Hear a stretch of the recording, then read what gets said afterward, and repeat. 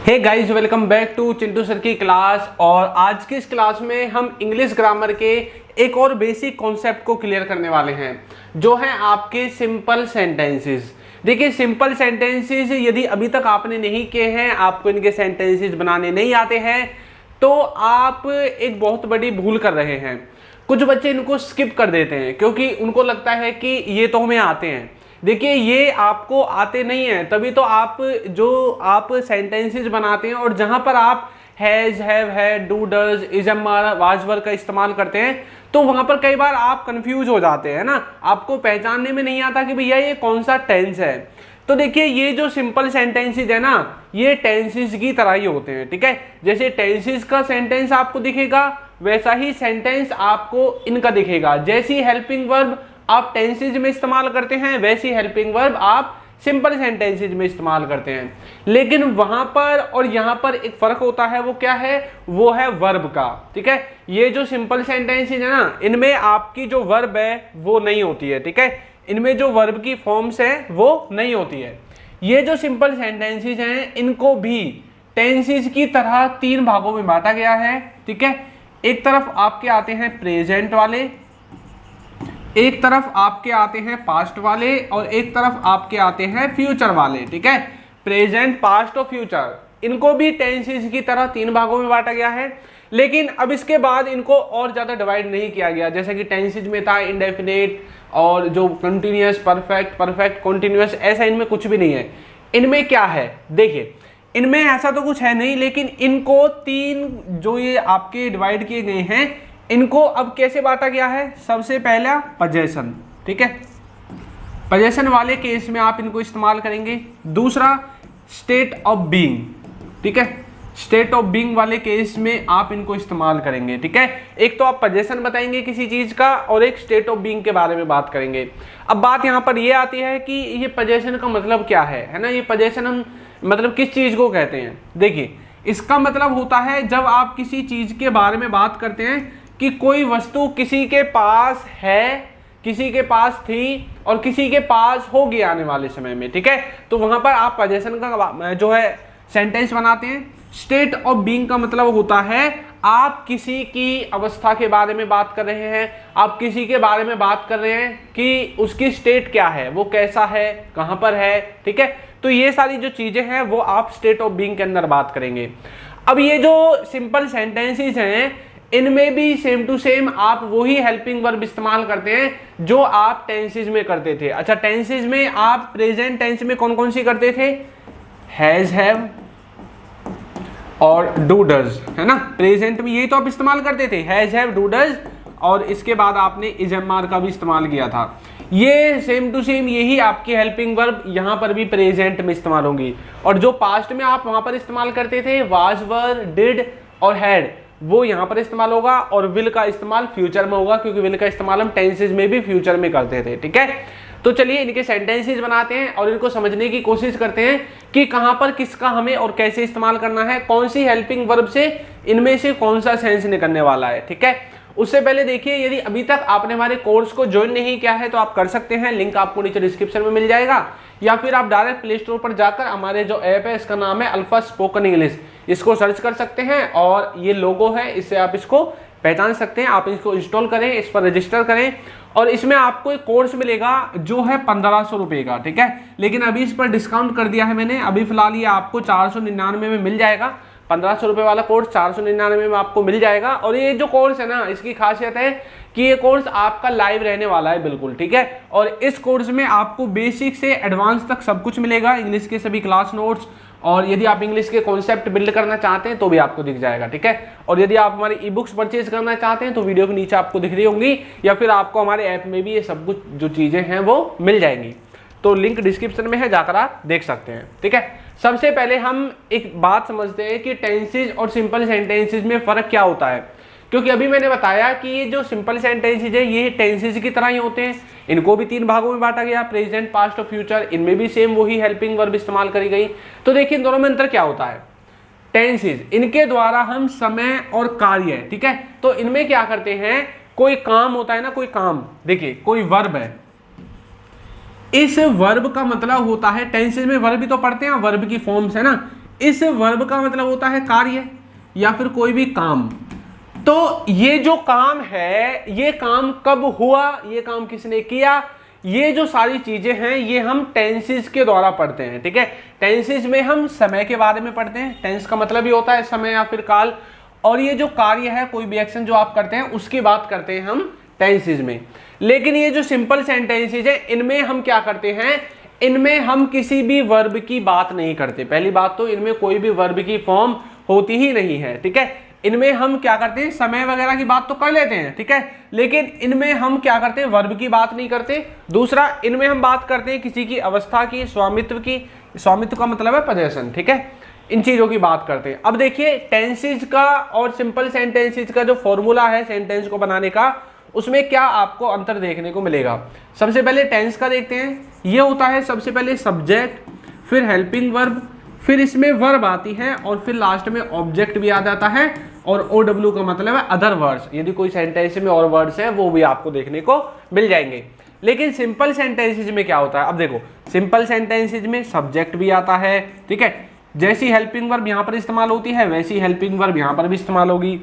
लेकिन यहाँ पर एक बहुत बड़ा अंतर आ जाएगा, इसमें लास्ट में ऑब्जेक्ट या फिर किसी भी व्यक्ति वस्तु का नाम, जगह का नाम, ये ऐसी चीजें आ जाती हैं। ठीक है, यहाँ पर बहुत बड़ा अंतर है कि यहाँ पर वर्ब नहीं होती है। जो सिंपल सेंटेंसेज हैं इनमें वर्ब नहीं होती है, तभी आप कंफ्यूज हो जाते हैं। कहीं पर हैज हैव का मीनिंग कुछ है, कहीं पर डू डज का मीनिंग कुछ है, तो कहीं पर इज एम आर का मीनिंग आपको कुछ मिलेगा। देखिए, वैसे तो इज एम आर में हमेशा आप टेंसेज के हिसाब से देखोगे तो आईएनजी यूज होनी चाहिए, लेकिन हमेशा आईएनजी तो यूज होती नहीं है ना।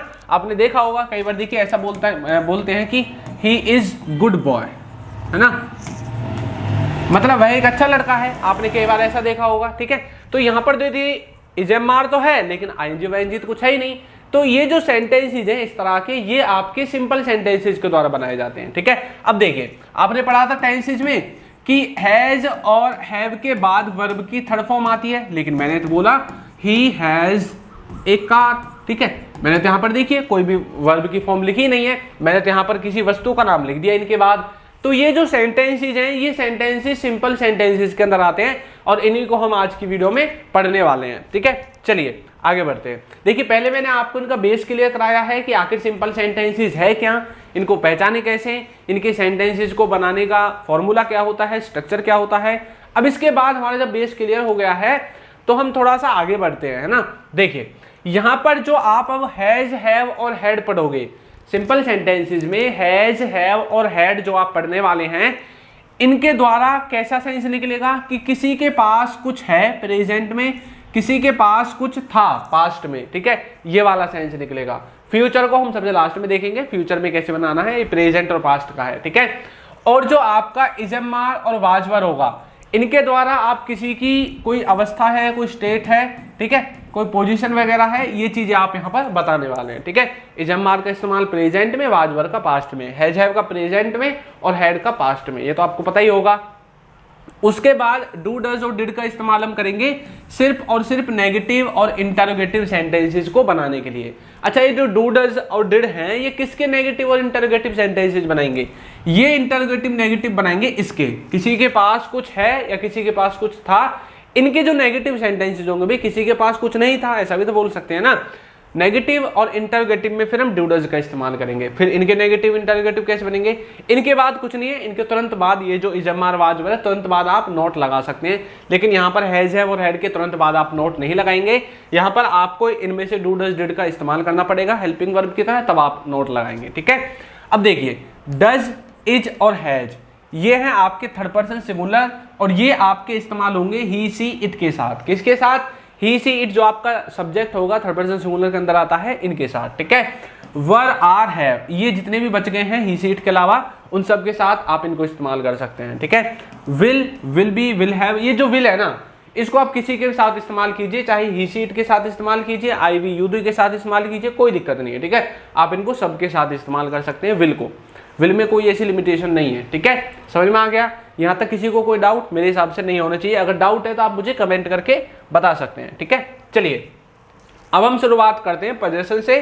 और पोजेशन में हम लेने वाले हैं हैज, हैव और हैड को। ठीक है, तो यहाँ पर सेंटेंस जब हम बोलेंगे हिंदी में तो वो किस तरह से बोलेंगे, देखिए, किसी के पास कुछ है प्रेजेंट में, किसी के पास कुछ था पास्ट में, ठीक है, तो इसको हम पास्ट के लिए इस्तेमाल करेंगे और इसको हम प्रेजेंट के लिए इस्तेमाल करेंगे, ठीक है, यहां तक समझ में आ गया। अब देखिए, किसी के पास कुछ है, जैसे कि मेरे पास कार है, मेरे पास पेन है, मेरे पास वॉच है, ठीक है, मेरे पास कंप्यूटर है, मेरे पास पैसे हैं, इस तरह के सेंटेंसेस।